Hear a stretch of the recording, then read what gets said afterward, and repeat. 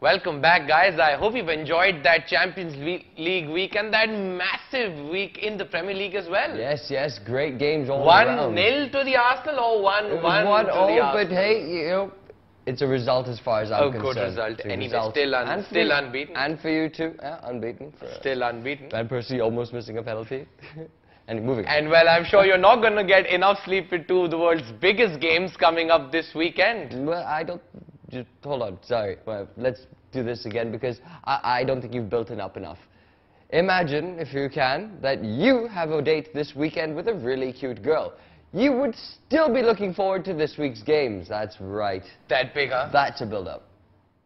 That's right, guys. Although most of you might still go on the date, we suggest you go to some place with a TV screen because you do not want to miss the El Clasico and the Milan derby, which is AC Milan versus Inter Milan, heading your way this Sunday.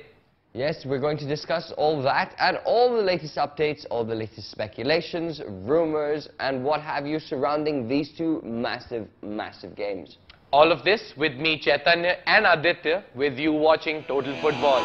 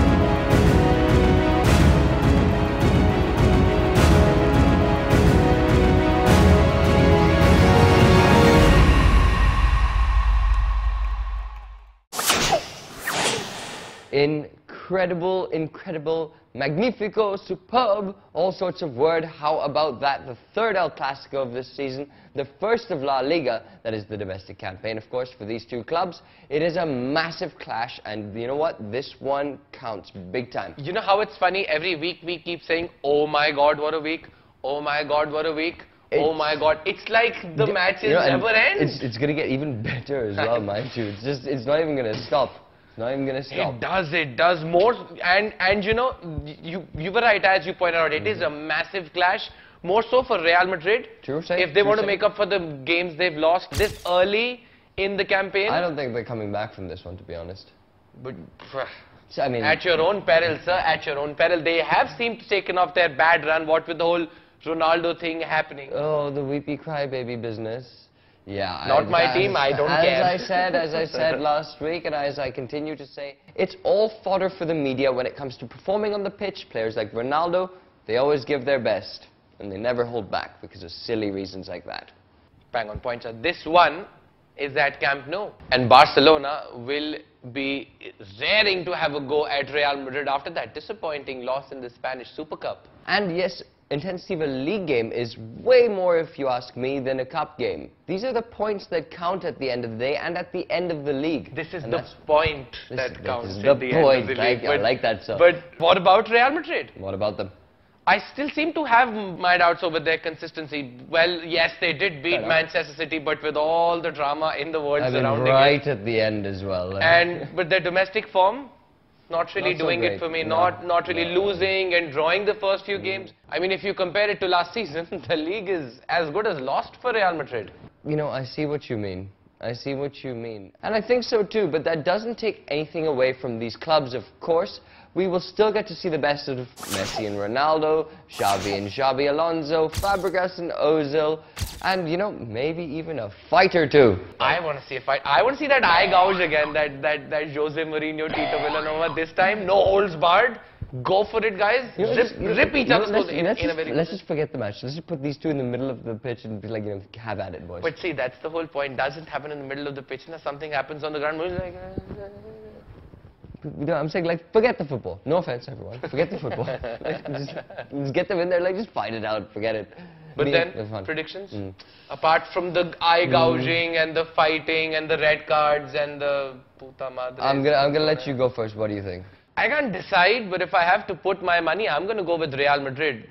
They know they have to gain some points. It's win or lose, and well, it's against Barcelona, so they'll take their chances with this one. I agree. But as always, I have a feeling Barcelona will snatch this one away from Real Madrid. They are beaming with confidence, and that is just so important at this level. Well, you and I can only go so far in telling what is what. So the 90 minutes will tell us the outcome. Absolutely. And speaking of another crucial 90 minutes, what else are we building up to? We've got the other big game coming up. That's AC Milan versus Inter Milan.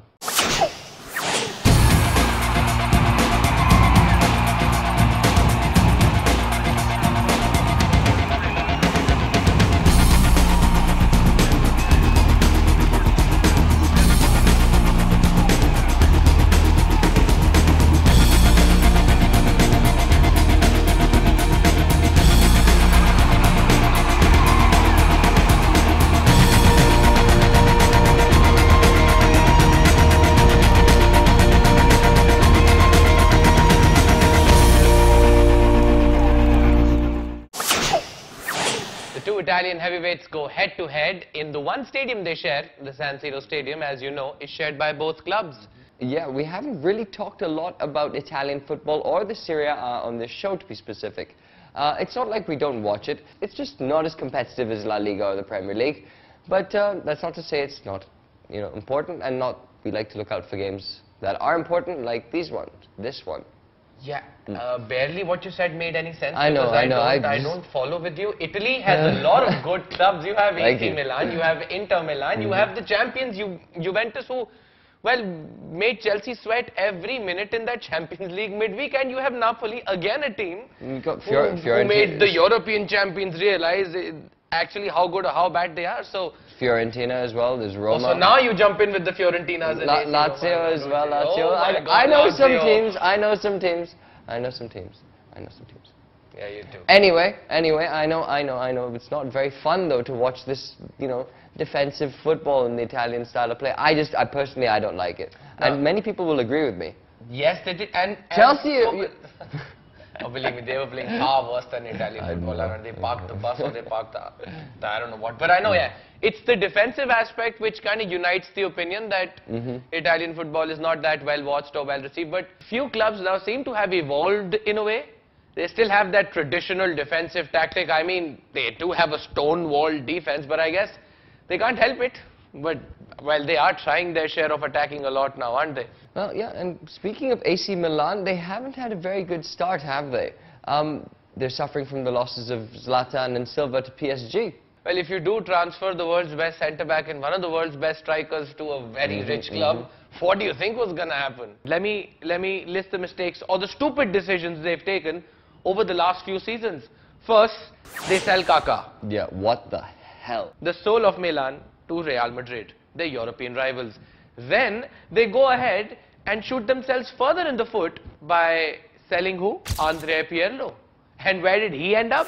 Winning the championship with Juventus. And again this season with Ibrahimovic and Silva. I mean, how much ever effort you put into rebuilding the team, these silly mistakes are going to cost you a lot of points, and important ones at that, eventually. On the other hand, Inter Milan have kept all of their key players, right from Wesley Sneijder to Diego Milito. They seem like a much better team to the current AC Milan, and I think the San Siro is going to be painted blue this Sunday. I think I'm going to go with you. Yeah. Have to. Inter Milan, I just can't see AC Milan beating Inter this season, home or away. No. Any other competition, not going to happen. Agreed. Not going to happen. So yeah, I think AC Milan are going to have to suffer. And it's going to be a bad... I don't like the image in my head of Sneijder, you know. What? Those through balls with no Thiago Silva to cut them through, with no Zlatan Ibrahimovic to, I don't know, stand in front of the crowd and go. Well, let's hope they can at least, you know, maybe they'll surprise us. Who knows? Who knows? And like always, we have another picture for the Burst the Bubble. Marco Materazzi, the headbutt victim, the first headbutt victim, courtesy Zinedine Zidane, and Rui Costa are enjoying the fireworks, and I guess both of them are saying to each other, look what your fans did. That's what you get when you share the same stadium. You can't say things. You can't. All right, guys, with that, we have come to the end of another episode of Total Football. Do write to us, email us, tweet us, comment. We enjoy reading all your feedback and comments. Tweet us, yes. Let us know what you think of the show. It's www.totalfootball.in. Yes, right there. As you can see on his and on my t-shirts, we have new gear. And we are also on Facebook. It's Total Football Fans. And on Twitter, which is? @TFShow. That's twitter.com/TFShow. And for all of this, we shall see you next time. Absolutely.